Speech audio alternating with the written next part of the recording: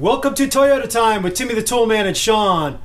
What we have for you today is a video showing some logical steps of how you would diagnose a misfire on your engine, and then we're going to show you how to replace your fuel injectors. We're helping out this guy Greg today. He has a 2004 Tacoma and he's experiencing a P0301 CEL code, which means he has a misfire in the #1 cylinder. Greg already did some diagnosing on his own. The first thing he tried was replacing the spark plugs and his spark plug wires because they were old and it was a good time to replace them anyways. That didn't get rid of the misfire. Then the next thing that he did is he swapped positions of the coil packs. What that does for you is if the misfire changes and follows that coil pack, that means the coil pack was bad, and that will fix the issue if you just get yourself a new coil pack. After swapping the coil packs, he's still getting the misfire in the same cylinder, the #1 cylinder. The next logical thing is to do a compression test, because if you have low compression in that cylinder, that can cause a misfire too. And he said that he checked that cylinder and it seemed okay, but the first thing we're going to do today is we're going to redo all 6 cylinders and check the compression and see how his engine's doing, and just to make sure that's not a compression issue, it's something else. If your compression is good in that affected cylinder, then the next logical thing that most people do is they suspect a bad fuel injector. When the truck ages, the fuel injectors will get dirty, and even though maybe you use some type of fuel injector cleaner, you add it to your fuel, replacing just one fuel injector might not be the best idea, because you want the injectors all flowing at the same level. So if you put a brand new or refurbished injector in one cylinder, your engine is not going to run as smoothly or as good. What I did for Greg is I got him a set of 6 remanufactured injectors from a place in LA, and I'll share with you the name of that company, and it's a very affordable option. They only charge $30 per injector, and if you were gonna buy a brand new fuel injector from Toyota, even with online prices, they run about $150 a piece. So you're talking a huge expense to buy brand new injectors from Toyota. The better way to go is to get some refurbished or remanufactured ones, so you can save yourself a ton of money and still get the performance back in your engine. So now I'm going to show you the parts involved with this job, and then we're going to show you some pages out of the factory service manual we're going to use for this repair. Here's the company that I bought the injectors from. It's called MotorWest Performance, and they're in LA. In the video description, we'll put a link to this company and all their contact information, so you can use them too if you decide to use them to buy an injector from, or you could actually send them your injectors. So if you have a second vehicle, you can pull all your injectors out of your vehicle, you send them your injectors in the mail, they clean them up, they put new filter screens, they put new O-rings on, and make sure that they're all flowing at the same level. So what they first do when you send them your injectors is they flow test them to show you what they were flowing at, and then they clean them up and they do the flow test again to show you that they've improved and that they're flowing at the factory spec. So here's one of the refurbished injectors. It comes with fresh O-rings on both ends, a new insulator, and again, they clean up the inside, they put a fresh filter in there, they clean up the electrical contacts. So it's basically like having a brand new injector for a much more affordable price. The other parts we bought for this job are as follows. We're going to be taking the upper and lower plenum off, so we bought both of the plenum gaskets. To get the fuel injectors out, you have to disconnect some fuel pipes that go to the fuel rails, and those connections require a small washer, 2 per connection. To disconnect both fuel rails, you have 3 connections, so you'd have 6 of these washers.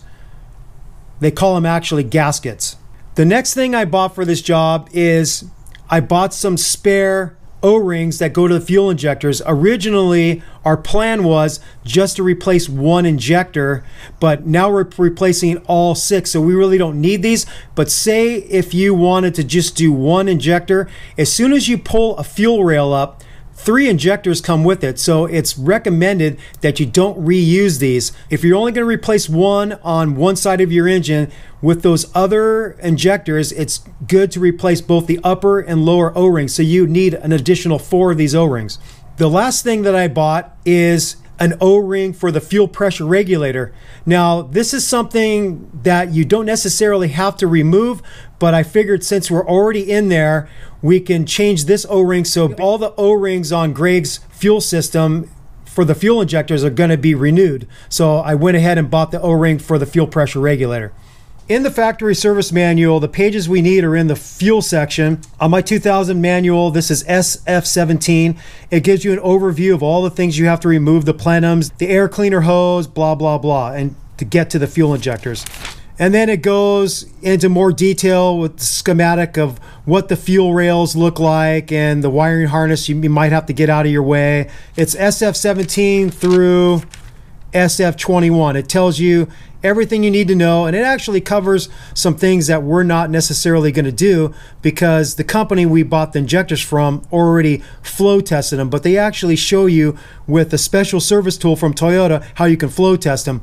We are going to do an ohms resistance test on the #1 injector because I do have a multimeter, so we're going to do that, but we're not going to flow test because I don't have the equipment for that. After the manual talks about how you test the injectors, then it goes into detail of how you install them on the fuel rail to make sure that you're not messing up the O-rings, and then you're getting everything back together. And that starts at SF22 and it goes to SF23. The pages I just got done describing were actually in volume 2. Now in volume 1, this volume shows you how to diagnose a misfire. So it's got this whole list of all the different P numbers, P0300 all the way through P0306, and it gives you a play-by-play of how you would diagnose what's actually causing the misfire. Pages DI234 to DI239. As a first step, like I promised, we're going to do a compression test just to make sure the compression on his engine is good, and then we're going to start tearing everything else apart. We have a video for this, so we're not going to show it. If you click on the link above, you'll see how we do a compression test on my 2000 Toyota 4Runner.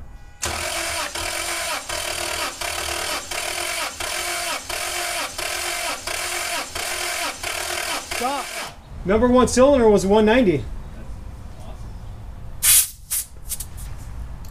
His numbers look good from the compression test. Here's the numbers we got.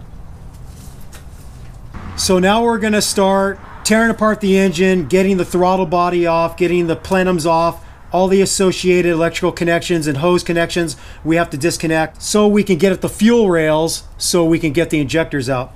The first thing we're going to do is we're going to disconnect the negative battery terminal because we don't want any power to the engine while we're messing with all these electrical connections. So just take a 10mm socket or whatever you got and loosen it.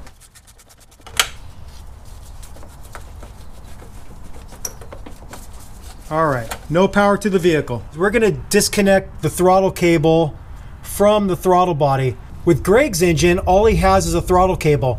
Depending on the year, you might also have a transmission kickdown cable and you'll have a cruise control cable. Those are the differences between the years. On my 98 4Runner, this one is the throttle cable, this upper one is the transmission kickdown cable, and this one that goes off to the left side of the engine is the cruise control cable. We're going to take opposing 14mm open-end wrenches and we're just going to break it free so we could slide it out of this bracket. Loosen it up a little bit and you can slide it out. Now that we have the throttle cable disconnected from the bracket, I'm going to remove this hose here and then pop this throttle cable out of this bracket that attaches to the upper plenum. Gives me a little more movement. Now you'll see that it has a little lead head to it right here, and so you just pull it forward and then you slide the lead head out of the little thing, and now your throttle cable is free of the throttle body. The next thing we're going to remove is the throttle body. It's held on by 2 nuts on the top and 2 bolts on the bottom. Now there is a gasket that seals the throttle body to the upper plenum. Luckily, I have one in stock at Timmy the Toolman Studios, so I'm gonna just hook up Greg with this throttle body gasket because it's a good idea to renew the gasket. Don't reuse the old gasket. These throttle body nuts and bolts are a 12 millimeter.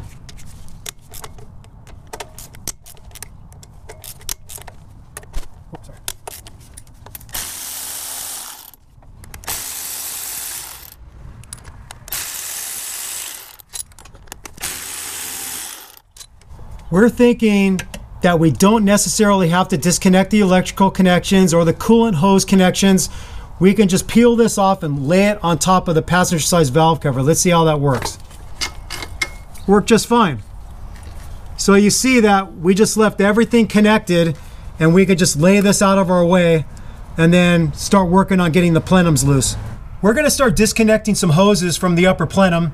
I'm just gonna slide this rubber protected cover off, and then I'm going to slide this hose that goes to the PCV valve.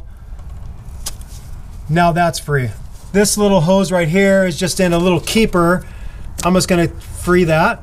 We have some more hoses to disconnect on the driver's side. This one is a pretty easy clamp. I just squeeze it with my hands, slide it off, and slide this sucker off. You have another one right here. This one looks like I'm not going to be able to get with my hands. I'll get it with a bent nose, needle nose pliers. Slide the clamp out of the way, slide this one off. If you're doing this for the first time and you're not too confident that you're gonna remember where everything is, you could take a piece of tape, use a numbering system, or maybe take a colored paint pen. So this way you'll remember what goes to what. There's a bracket that we removed right here that helps hold the throttle cable. It's held on with a 10 millimeter bolt. I got this out of the way so I can get the spark plug wire out easier. So that connected right here. On some of our engines, on the 3.4 liter V6, you'll have a diagnostic right here. On Greg's 2004 Tacoma, he doesn't have a diagnostic box. So here's the diagnostic port I'm talking about. Up till now, all the 3.4 liter V6 engines I've worked on all have this. Greg's 2004 doesn't have a diagnostic port, and where that port is on his rig, I'm not so sure. But maybe somebody will chime in, one of you subscribers out there that knows, but he doesn't have this. The upper plenum is held on with 6 fasteners. You have 2 bolts on the side facing the throttle body, and then over here you have a nut, 2 bolts in the center, and then another nut on the back side. They're all 12 millimeter.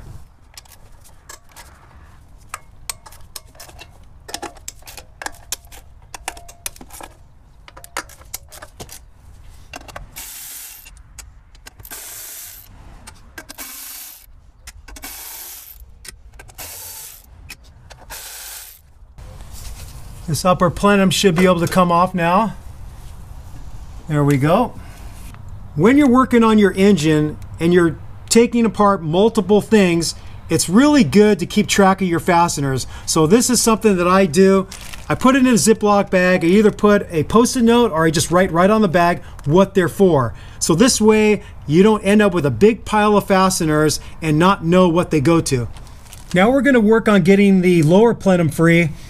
On the back side of the engine, you have a vacuum hose that goes to the fuel pressure regulator, and then you have a 10 millimeter bolt that attaches the wiring harness to the back of the lower plenum. So I'm going to work on getting the hose free first. A little pick tool that you can get from Harbor Freight is kind of nice. They sell them as a kit.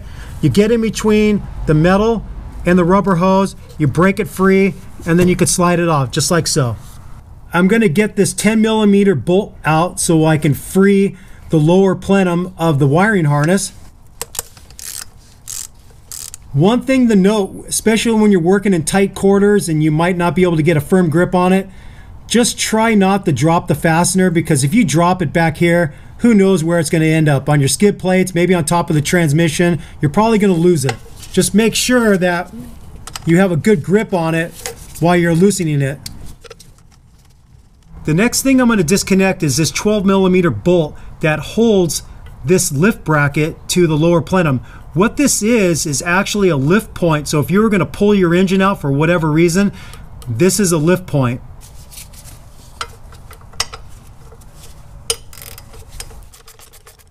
The next thing we're going to disconnect is this fuel rail from the lower plenum. It's held on by two 10mm bolts, one here and then another one back over here.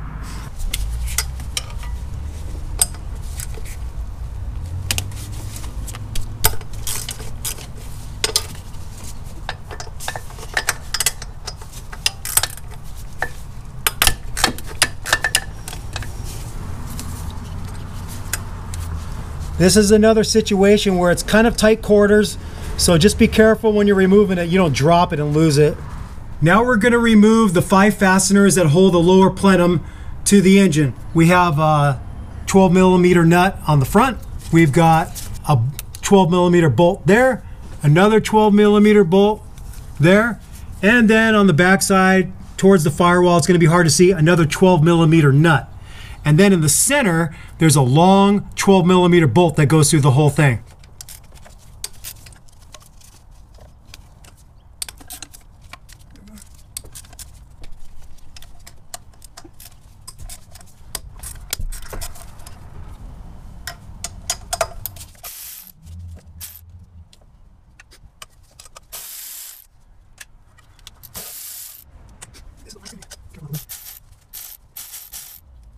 As you get the last fastener out, it's going to want to drop on you, so give a little support on this edge and then take the last fastener out.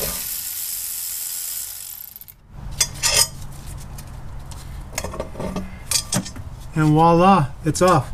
Now that we have the lower plenum off, we have the intake manifold exposed to where you can drop something into your intake manifold, which isn't good. So we're going to pull up the lower plenum gasket, carefully not dropping any debris into the intake manifold. Now we're going to dry this off and we're going to put some painter's tape over this, so while we're working, we're not going to be able to drop anything into this intake manifold.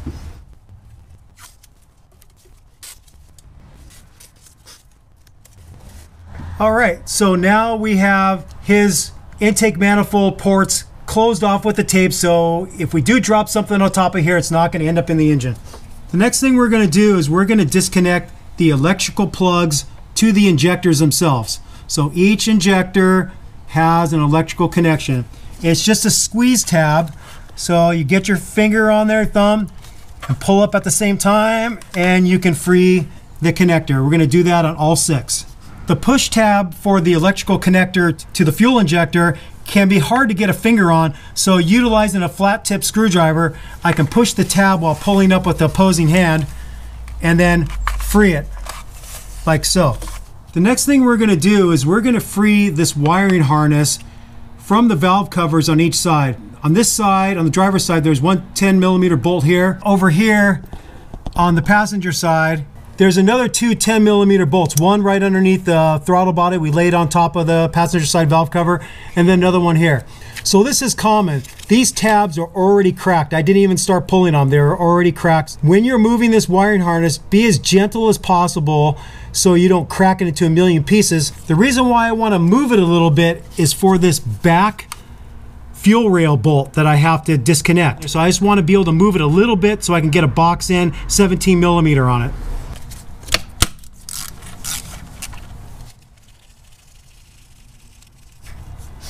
There's a bracket on this passenger side that the wiring harness slips onto right back there. So it's just a simple tab. You pull on it and then you could pull up on the wiring harness. So now that's all I needed to do. Now I can get a box end wrench on this back fuel rail bolt. I can get to them all now. For the passenger side fuel rail, there's 4 fasteners we have to disconnect. First, we're going to disconnect the fuel pipes on the front and rear of the engine. So this is a 17mm bolt here. There's another one that's right up against the timing cover. And then once those are broken free and out, then we're going to remove these two 12mm bolts so we can lift the fuel rail with the injectors off the top of the engine. On the driver's side, we have another fuel pipe connection with a 17mm bolt on the front, and then the rear you have the fuel pressure regulator. Now, the factory service manual says to disconnect this to get the fuel rail up, but we have a fuel line connection right here. So we could simply slip this rubber fuel hose off of this metal line, and then we don't have to mess with the fuel pressure regulator. And then once we got the hose disconnected, we're gonna take these other two 12mm bolts off and be able to lift this fuel rail off. Because this is a fuel rail, you're gonna have fuel in here. So as soon as you start breaking free these connections, you're gonna get fuel coming out. So you wouldn't wanna be smoking a cigarette or have any open flames. Do this in a well-ventilated area and don't have any ignition sources. I'm using a big gear wrench box end 17mm, and this is gonna give me a lot of extra leverage to break free these bolts.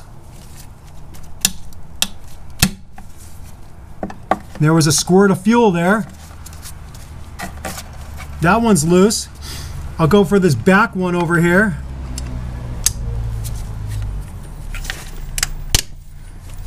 That one's broken free. And then go for this one right here. I would have to say these 17mm bolts are on there fairly tight. This thing has a lot of leverage and I had to use a fair amount of force to break them free. The reason why you want to break free the bolts first and not disconnect it here, because this is holding everything steady so you can apply the necessary force on the 17mm bolts to break them free. If you broke free these first, now you have nothing holding it and you're going to struggle to break them free. Say for instance, you just got involved in this repair and you didn't actually buy the gaskets that we showed at the beginning of the video. Those small metal washers or gaskets, there's two per side. So there's one in between this fitting and the fuel rail, and then there's another one between the bolt and this fitting. Don't lose these things if you have to reuse them. We don't recommend you reuse them, but if you're stuck and you don't have them available, when you're taking this bolt out, just realize that there's a washer on the inside and then there's a washer underneath the bolt head. These flex head ratcheting box end wrenches that Gear Wrench makes, they're pretty nice. After you start to use them for a while, the head gets a little sloppy, which kind of is not that great, but they do really help in tight spots to get a fastener undone. So these bolts are kind of coming out a little bit sticky, so the ratcheting head really helps make it easier. Like I said, there was one on the inside and then there's one against the head of the bolt. This is what the bolts look like that screw into the fuel rail. I've got the 17mm bolt disconnected from the passenger side fuel rail on the front, and then now you can see what the pipe looks like that connects the two fuel rails together. Like I warned you about, you have to be careful not to drop these washers, especially if you're going to reuse them. The inside one dropped on top of the intake manifold. I tried to pick it up with a magnet, but it must be aluminum. And so that's probably why they suggest replacing it, because it's a soft metal. I'm going to try to hook it with this little pick tool. And there it is. It's pretty clear now why they don't want you to reuse this, because it's a soft metal and there's a good chance you're going to have a leak by reusing these. Like we mentioned, instead of disconnecting the fuel pressure regulator, we're just going to disconnect this rubber fuel line connection. I'm going to utilize again one of these little pick tools to get in between the rubber and the metal to help break it free, so it'll be easier to get off. Get it in between and you work it all the way around the circumference, breaking it free.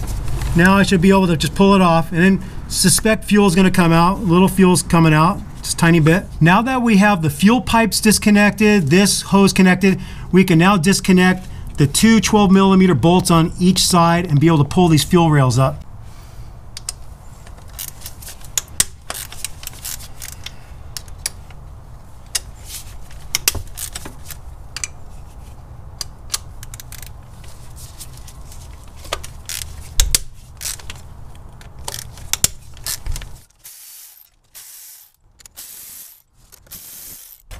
Now that we have those bolts that hold the fuel rail to the intake manifold, we should be able just to pull this thing straight up. Seems like there's a little bit of resistance from the O-rings, and then this hose is getting in my way a little bit. I can actually tilt it up and get it out, so it worked. So here's the driver's side fuel rail out with the injector still connected. And then we have the fuel pressure regulator with the vacuum hose on top. And this is the fuel line that we disconnected. Now I'm gonna pull up the passenger side fuel rail. This little wiggle, pull it up. So here's something to note.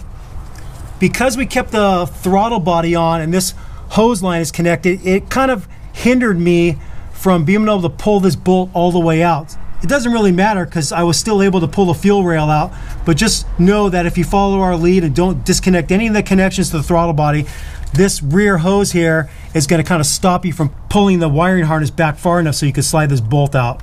So now that the fuel rail's up, I can rotate this fitting and then I can slide out the bolt so I can put new washers back on. So here's the passenger side fuel rail. This is the number 1 cylinder, number 3, and number 5. This is the cylinder we're having problems with. But like I said, because you've now disturbed these O-rings, if you're just planning on changing one, it's better to pull these out and replace the upper and lower O-ring and probably the insulator too, this insulator right here. Next thing we're going to do is we're going to do an ohms resistance test to see if it's within the spec that Toyota specifies. This is the orientation on the passenger side fuel rail. This is the front, this is the rear, but I'm going to flip it around just so it's easier for me to get to the electrical connections. So here's my digital multimeter that I'm going to use to test the ohms on the fuel injectors. The instructions that come with this multimeter say to connect the red lead to this connection and then connect the black lead to the COM connection. Then you have to turn your dial to the appropriate area on the multimeter. So I'm in the ohm section. Because I'm looking for a value in the area of 14, I'm going to put it on the lowest possible setting. So this will go up to 200 ohms. If it was for a higher resistance, then I can go to 2K, 20K, 200K, 2 million. I got it on the 200. In the factory service manual, they say that the approximate resistance should be 13.8 ohms at 68 degrees Fahrenheit or 20 degrees Celsius. So it's showing right here, you hook up the negative to the right side and the positive to the left side. I don't really think it matters. If I connect the electrodes to the fuel injector, it looks like I'm getting about 14.5, 14.4. Let me go to the next one. Same thing, about 14.5. The last one we're going to test is the one that we suspect is bad. And this also comes up with the same value, about 14.4, 14.5. It looks like the electrical part of the fuel injector is still good. But what we don't know is if this fuel injector is blocked up enough to where it's not giving the cylinder enough fuel to fire correctly. So it's not just the electrical portion, but if it's not injecting enough fuel into the cylinder's not going to fire correctly, and you could get a misfire because of that. Here's the driver's side fuel rail. I have it clamped in my vise with some soft jaws so I don't mar up the fuel rail. We're gonna take the fuel pressure regulator off so we can put a fresh O-ring on. Do you have to do this? No, but since I bought it, we're gonna do it anyways. This is a light torque spec, only 71 inch-pounds, so it should come off fairly easily. Oops.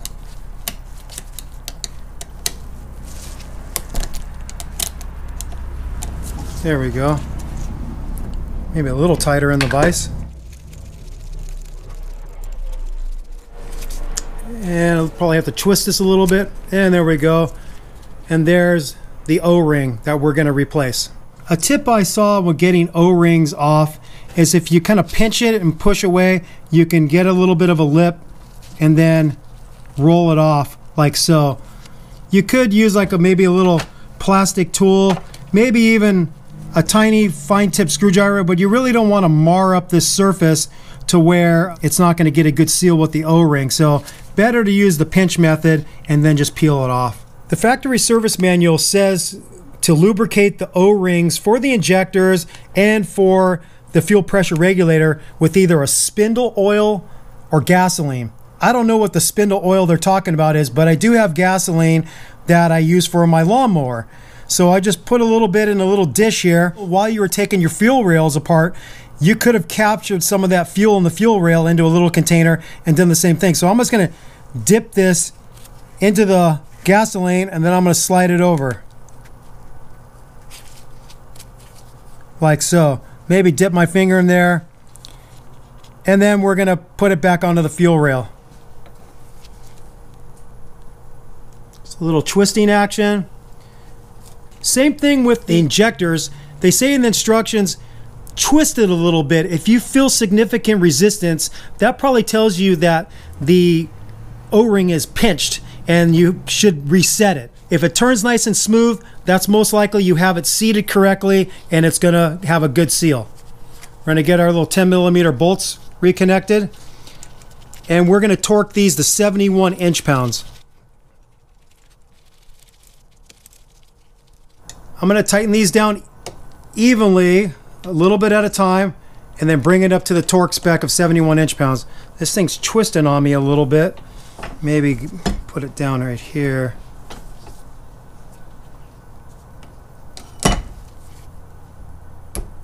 There's 71 inch-pounds and 71 inch-pounds. Let's do a quick double check. Okay, it's good. The factory service manual says to install the injectors into the fuel rail first. So I'm just going to dip this into some fuel. And then I'm going to slide it into the fuel rail. And do the same with all of them. Just like with the fuel pressure regulator, I'm just twisting them a little bit to see if there's any significant resistance.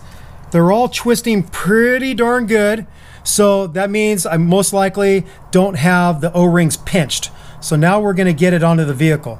We noticed that there's quite a bit of debris from over the years of dirt accumulated on the top of the intake manifold. So where the insulators seal up, there's a bunch of junk there. So we realize if we start trying to push it out with a rag, we're probably going to drop it into the cylinder. We're going to use a shop vac and try to suck the stuff up and not get any inside the engine.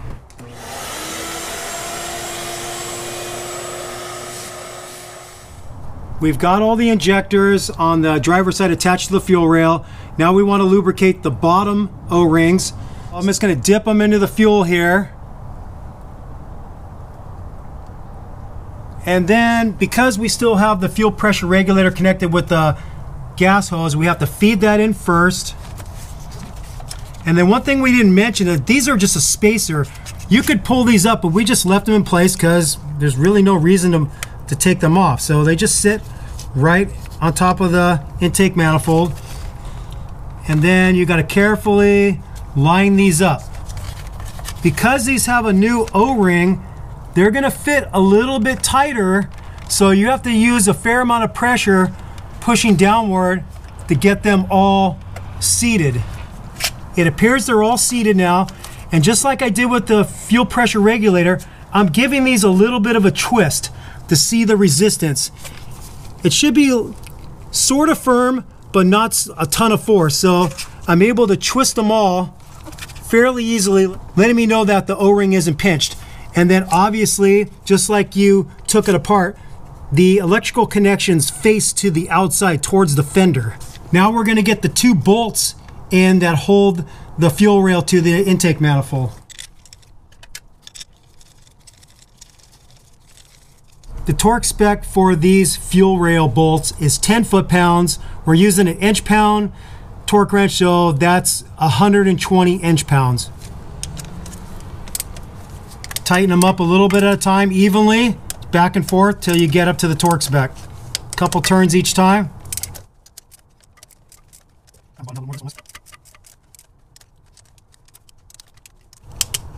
That hit the torque spec, and that hit the torque spec. 120 inch-pounds. So now we're working on the passenger side. I got all the injectors already in there, lubricated with a little gasoline on the upper O-ring. I'm dipping these ones into the fuel, and now we're going to put it on top of the intake manifold.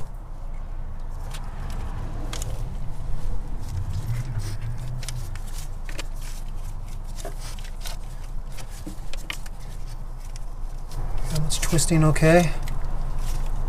That one's twisting okay. And that one's twisting okay.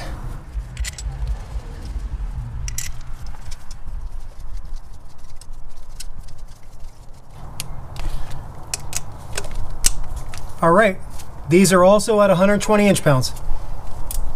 I cleaned up all the connections on this fuel pipe on both sides and on the actual fuel rail itself with this clean streak. It's kind of like brake cleaner. It dries clean and it cleans pretty good. So I just wanted to make sure that the surfaces were really good for when we put the fuel pipe back onto the fuel rail. So I'm gonna start with 3 washers because we have 3 17mm fuel rail bolts. I'm gonna slide one on each head.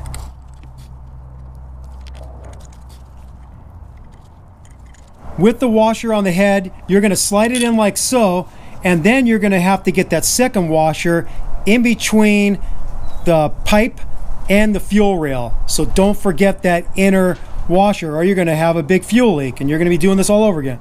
For this front fuel pipe, in case you didn't remember the orientation, this bend right here faces the timing cover or faces the water neck. So this is the proper orientation. So I got the bolt started in the fuel pipe. I'm gonna fit it in here, and then here's where it might get a little tricky. You gotta slide this one on and then make sure it doesn't fall off while you're getting it connected. Okay, that started a little bit. I'm gonna work on the other side now. The sequence we used was not accurate. You don't want to lock these bolts down first before you get the fuel pipes connected, because now everything's rigid. And when I was having a hard time getting this fuel pipe connected, once I loosened these, it was super easy to get it connected. So get the pipes connected first, all the fittings, and then torque these down in the spec. Here's something I'm going to use for the first time, first opportunity to use it. I'm going to use this crow's foot Dumaflachi, chingadera. I don't know what you call it, but it's so you can use it in tight spaces. And so I'm going to hook this up to my torque wrench, like so, and torque the fuel rail bolts to 25 foot-pounds. I thought the crow's foot idea was going to work, so now we're going to go with the plan B. The factory service manual doesn't mention this. They just say torque it to 25 foot-pounds. So we're thinking if we loosen up these upper 10mm bolts for the upper timing cover, we could pull it back enough to where we can get a regular socket on these ends and torque them to spec.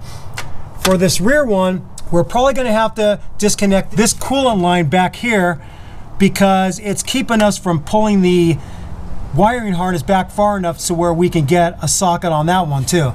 So what we did is we removed all of the upper timing cover bolts with the exception of the bottom left, which is a little bit harder to get to, and we didn't need to remove it anyways. Now here's where the torque police might give me a ticket.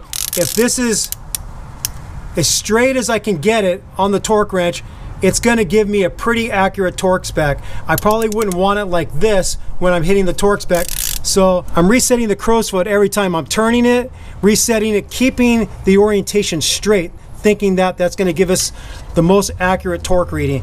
And so I now have this one torqued to 25 foot-pounds. So this is how we got it on there. The crow's foot's on the inside, the torque wrench is on the outside facing the timing cover, and we were able to use the torque wrench to get it to the 25 foot-pound spec. You might be wondering, why didn't you use a socket? Well, because it wouldn't work. We tried to get a socket in here, and this inner metal cover behind the cam sprockets doesn't allow you to get a conventional socket in there. The crow's foot was pretty much our only choice. That's pretty straight. Now instead of using the ratchet, I'm going to reset it. Make sure it's pretty straight.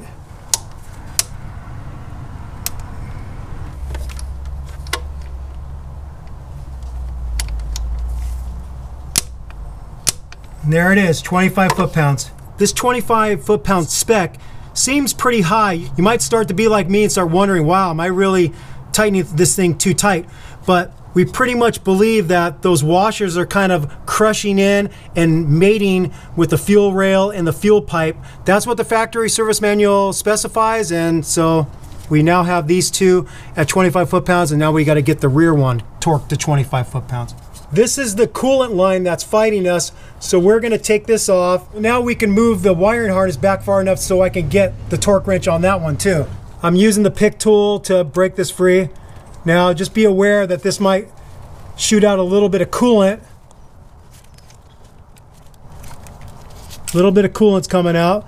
This wiring harness is becoming problematic because the coolant hose affixes right behind it and it's still stopping it even though we disconnected it from the throttle body. Pull it back. There we go. Got it on there finally.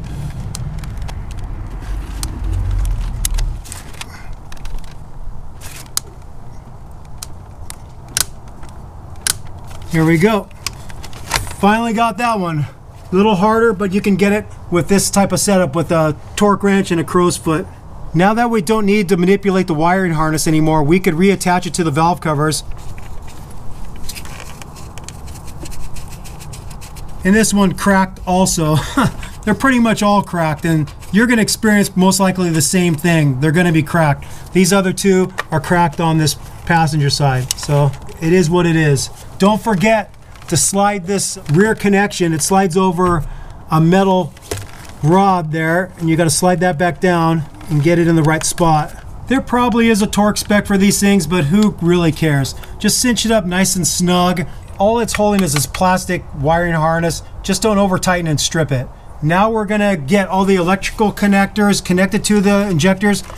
These will still spin, so if you happen to have it not totally straight perpendicular with the valve covers, you could turn them a little bit and then get it lined up and then slide the electrical connectors on. So we're gonna do that on both sides. Just push it until it snaps.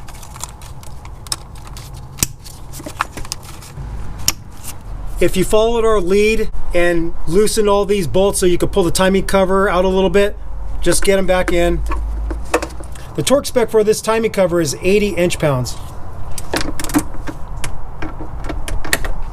We noticed that Greg's throttle body is a little bit dirty. If you're in the same boat, this is the opportune time, since you have it disconnected from the upper plenum, to clean it up. I like to spray it on a rag first, some throttle body cleaner, and then just wipe it in. Because if you spray a lot of throttle body cleaner, the dirty residue can drain down into your IAC and then it can mess things up. So better just spray it on a rag and then wipe the surface of the baffle and the inner bore and then get it as clean as you can like that and then call it good. This is also a good time if you wanted to clean your mass airflow sensor. It's right here, easy to get to. Pull off the two little screws and then you can spray some mass airflow sensor cleaner on the contacts in there. We're ready to get the plenums back on.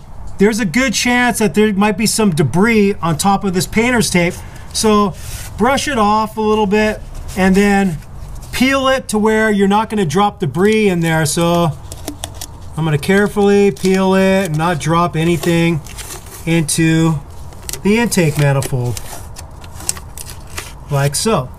We're ready to put the lower plenum on. We want to use our brand new gasket. Put it on there like so.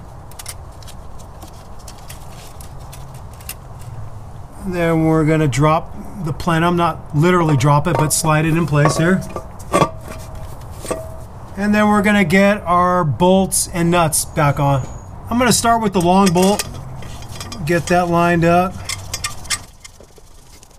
That's going to hold everything in place, and now I can get the other one started.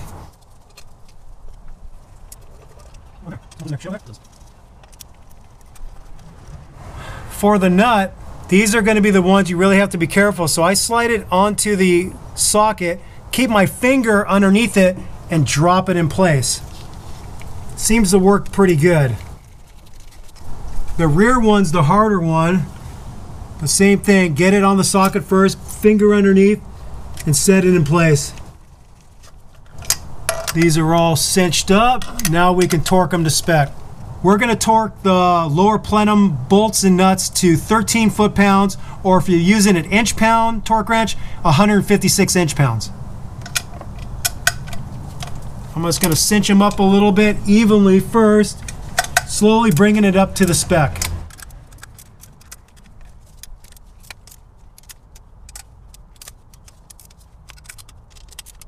Okay, that's at the torque spec. Back one's at the torque spec. That one. That one. All right, they're all torqued to 13 foot-pounds or 156 inch-pounds. We're gonna take the old plenum gasket off and we're gonna clean up the surface. It's a little bit oily. And then we're gonna get our new gasket in place. Do people get away with reusing these? Yeah, they do. It's been well documented. People reuse these, but why reuse it? It's not that expensive. Why risk a vacuum leak? Put a new gasket on. Wipe this surface off a little bit. Slide this bad boy on and get your bolt started and your nuts. If you forgot, for the bolts, the two shorter ones go on this driver's side and then the two longer ones go near the throttle body.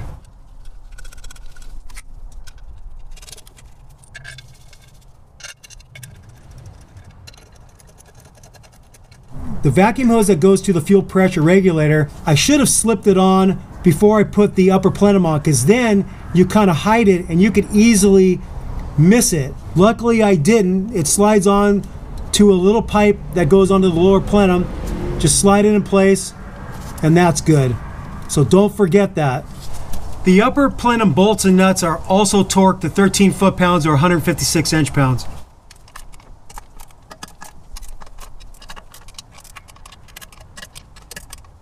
We forgot something, and luckily we caught it because we were ready to attach this fuel pipe to the lower plenum, and we realized we didn't connect the rubber hose first, which would have been a lot easier before we got the plenums on. We had 3 sets of eyes on this and none of us caught it.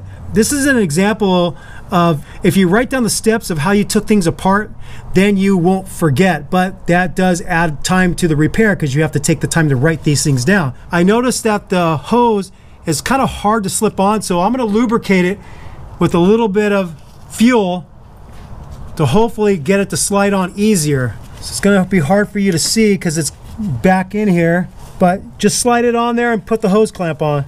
We're going to get the 2 fuel rail bolts on that hold this fuel rail to the lower plenum. Like I said earlier, it's kind of tight in here. Just try not to drop the bolt so you have to go searching for it.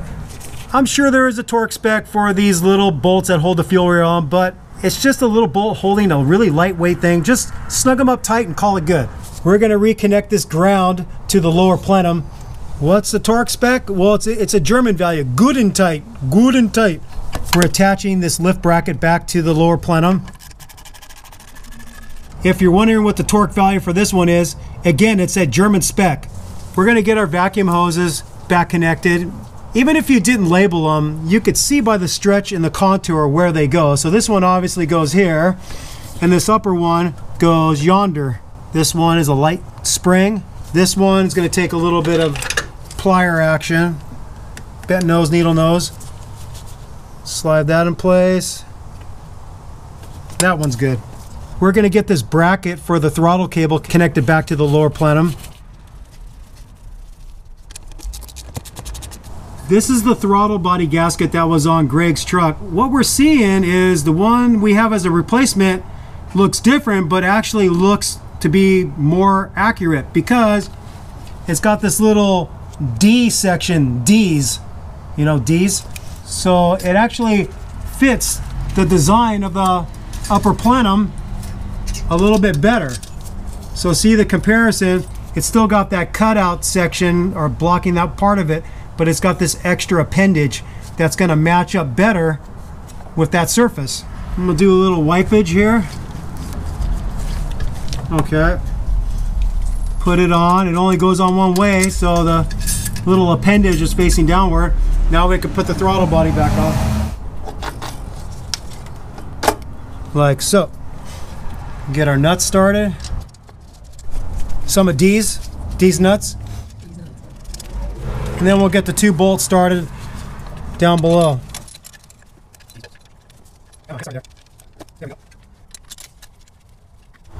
The torque spec for the throttle body nuts and bolts is 13 foot-pounds, just like the plenums. And they're all torqued to spec. If you disconnected any electrical connections to the throttle body or any hose connections, just make sure you get those connected. That's the only electrical connection. And then we did remove one of the coolant hoses, but we already have it back on. We're gonna now get the throttle cable back connected, get the lead end in there, slide it home, and then now you could tighten these back up.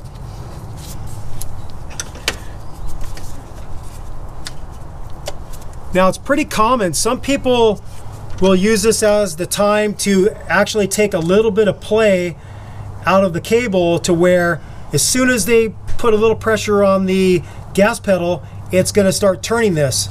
Greg says his is good, so we're just going to tighten it up to the same spot it was. You use your two 14mm open end wrenches and you cinch it up together. How tight? Good and tight. We're going to slip the vacuum hose for the PCV valve back onto the upper plenum nipple.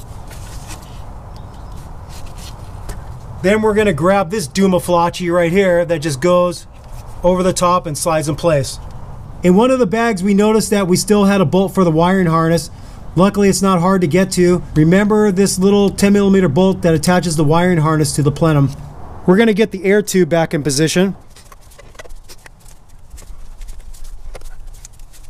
We got the air tube slid in place onto the air box and onto the throttle body. You can use a Phillips or you could use a 10mm. Doesn't matter. Get her done. We want to connect up this wiring harness to the air tube now that we have it back in position. We're going to connect up the mass airflow sensor. Push it till it snaps, pull back, make sure you got in there good. Put this little clip in. You slide this clip onto the side here and this other one right here. We got a vacuum hose right here that connects up to the air tube. Just slide that sucker back on. And we have this vacuum hose right here. Slide that on. Use a pair of pliers, compress this sucker. That's connected. Put this little hose in that little stirrup there. Before you reconnect your battery, if you have one of these jobbers that cleans up your battery terminals, take the opportunity to clean them up. I'm just going to clean this up nice for Greg. So that side's for the post. You take that out, you could clean up the connection here. It's got a little corrosion there. We finally have everything reconnected and now we're going to start it.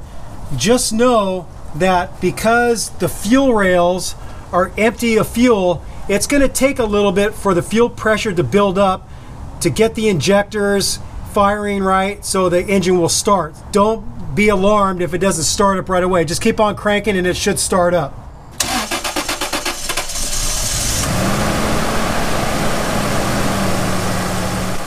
After you get the engine started, a good thing to do is get your head in there and look at all the connections. On the passenger side, you could see everything. You could see the front pipe connection to the fuel rail. You could see all three injectors, and you could see the fuel pipe connection on the back side to the fuel rail.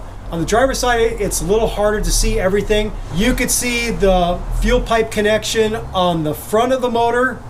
You could see the first injector, but then after that you really can't see much. You can't see the middle injector and you can't see the back injector because they're under the plenum.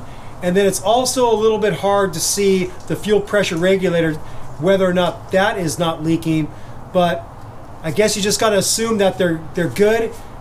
If you smell fuel, that's a dead giveaway that something's leaking. So get your head in there, smell for any fuel. If it smells clean, there's no scent of fuel, you know you're probably good, that everything's sealed properly and you're good to go and you're not going to have a fuel leak and then potentially a fire in your engine, which would be a bad thing. All right, we're done with this repair.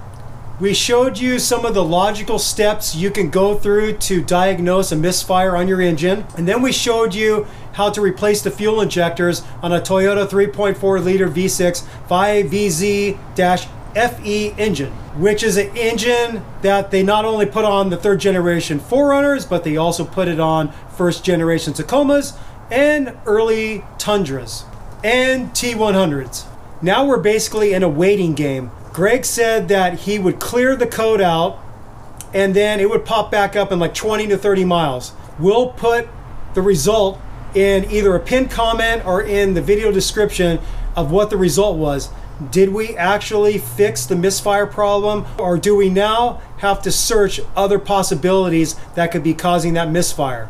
Greg did a lot before he came to us, and then we did some more stuff. So he replaced the plugs, he replaced the spark plug wires, he swapped the coils, and now we did a compression test and we renewed all the injectors with remanufactured injectors from that MotorWest Performance place in LA.